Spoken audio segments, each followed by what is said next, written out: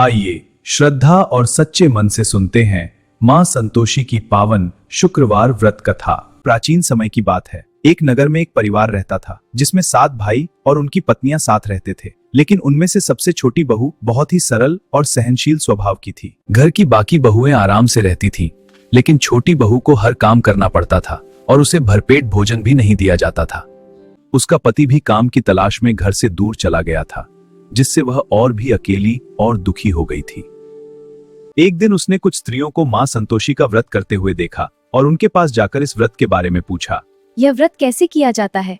स्त्रियों ने उसे बताया कि यह व्रत बहुत फलदायी है और इसे करने से जीवन के सभी दुख दूर हो जाते हैं। उन्होंने यह भी बताया कि हर शुक्रवार व्रत रखना है, गुड़ और चने का भोग लगाना है और खट्टा भोजन नहीं करना चाहिए। यह सब सुनकर छोटी बहू ने निश्चय किया कि वह पूरी श्रद्धा और विश्वास के साथ यह व्रत करेगी। उसने हर शुक्रवार व्रत रखना शुरू किया और सच्चे मन से मां संतोषी की पूजा करने लगी।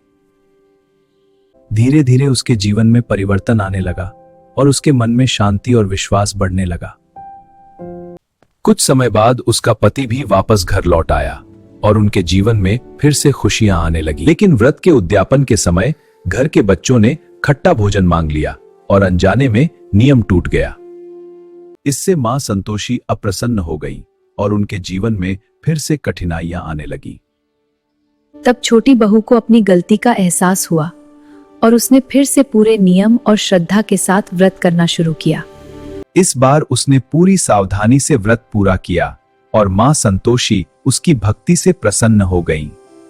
तभी से कहा जाता है कि जो भी श्रद्धा और सच्चे मन से मां संतोषी का व्रत करता है और यह कथा सुनता या सुनाता है, उसके जीवन में संतोष, सुख और समृद्धि बनी रहती है। इसलिए हमें भी श्रद्धा और विश्वास के साथ यह व्रत और कथा अवश्य करनी चाहिए। मां संतोषी की कृपा आप सभी पर बनी रहे।